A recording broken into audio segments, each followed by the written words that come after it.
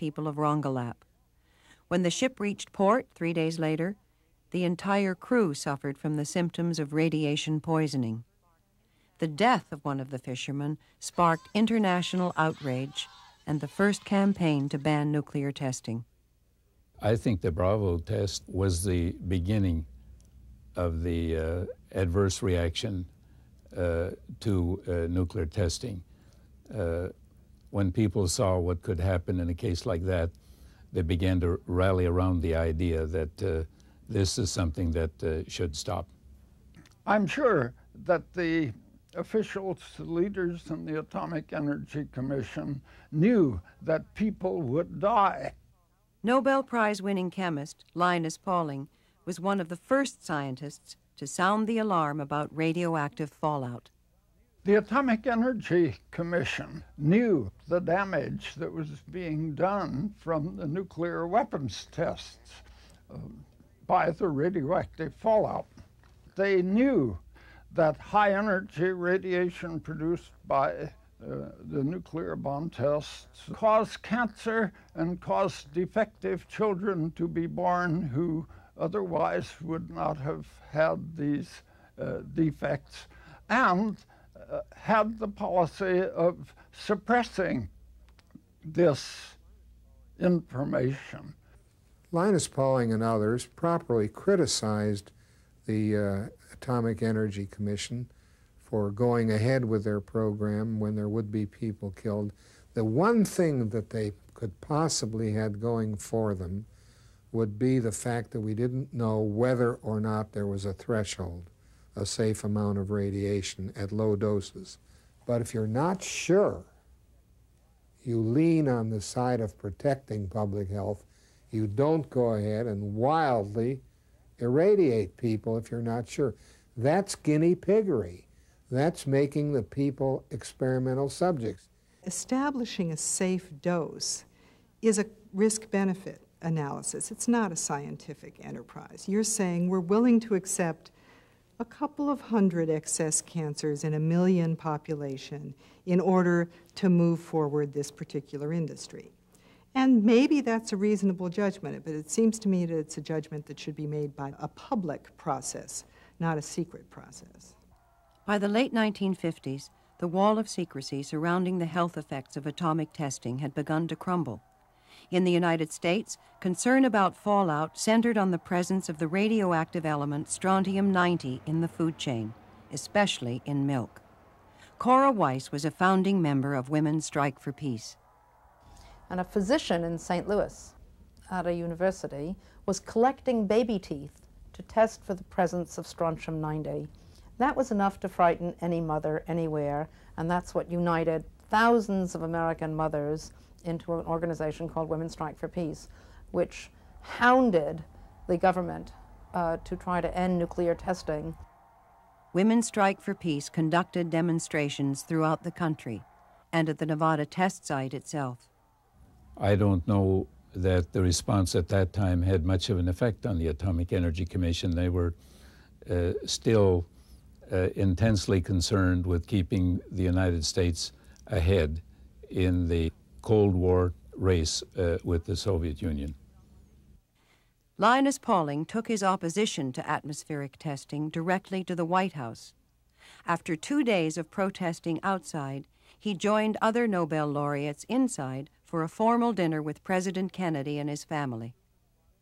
When I came through the receiving line just behind my wife, Mrs. Kennedy shook hands with me and said, "Dr. Pauling, do you think it's right that you should be carrying your sign outside of the White House so that Caroline, my little daughter, said to me, 'Mummy, what has Daddy done wrong now?'"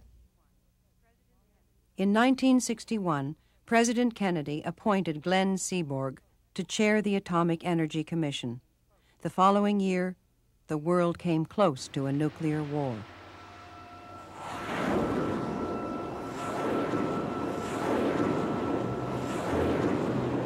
The Cuban Missile Crisis had a dramatic effect on speeding the attainment of a test ban, both on President John F. Kennedy and on Premier Khrushchev. They'd seen the light. They'd seen what might happen in a nuclear exchange, and they were motivated to get on with the job of getting a test ban. President Kennedy announces a major milestone on the road to a nuclear test ban. At Washington's American University graduation, he says this country will stop testing and will join Britain in sending special negotiators to Moscow in July. First, Chairman Khrushchev, Prime Minister Macmillan, and I have agreed that high-level discussions will shortly begin in Moscow, looking towards early agreement on a comprehensive test ban treaty. Our hopes must be tempered with the caution of history, but with our hopes go the hopes of all mankind.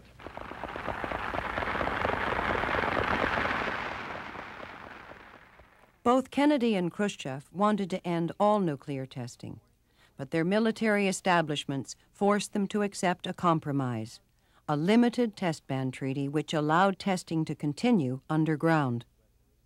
Testing of rather large weapons, nuclear weapons, continued under the limited test ban treaty, and the arms race continued to escalate. Perhaps not as much as it would if atmospheric testing had continued, but nevertheless on a substantial scale. I think it's a tragedy that we didn't achieve a comprehensive test ban in 1963. The limited test ban treaty virtually destroyed the anti-nuclear movement by putting testing underground, out of sight and out of mind. Yet the treaty not only allowed the arms race to continue, it led to the proliferation of nuclear technology around the planet. China joined the U.S., Great Britain, and France in the nuclear club, with many others wanting to join. In the United States, the nuclear weapons production complex grew, and testing accelerated at the Nevada test site. Each test has a specific purpose and is a complicated and expensive undertaking. Before the detonation of a test, panels of unbiased experts study critical aspects of the test to determine that there is no possibility of damage to the public, to public property, or to the environment. The intensified testing schedule meant many hours in underground tunnels for test site workers like Keith Prescott. His crew was often assigned to go into the contaminated detonation area to retrieve irradiated instruments. The same year the test ban was signed, radioactive smoke leaked into Tunnel B, where Prescott was working. We were going in the tunnel one day, going to work, and I was riding on the back of a muck car. The shift boss was in there, and he said, it's hot as hell in here, and all of my men are sick, and so most of them have gone home. We knew it was bad because you could tell by the smell. The black smoke, it was just real strong and nauseating. And the air hose that was going to my face mask came uncoupled. The shifter said, boy, if you'd got one whiff of that air, it had been fatal to you. After 8 years at the test site and hundreds of exposures in contaminated tunnels, Prescott realized that he was seriously ill. I bent over to pick my lamp up, and I just got that, I heard something in my chest.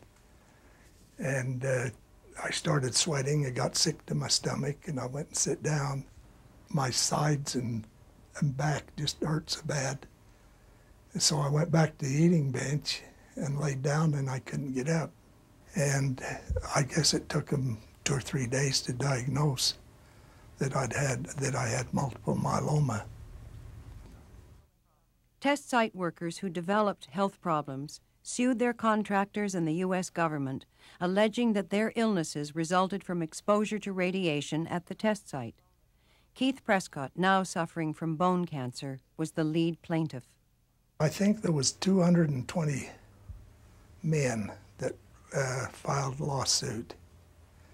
And I think about a year ago, they determined that there was five of us left. The rest had all died.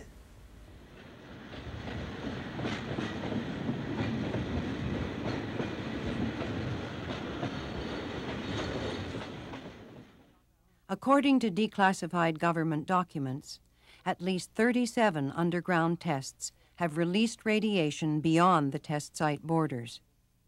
The United States conducts its testing program under the most stringent environmental constraints and precautions and controls.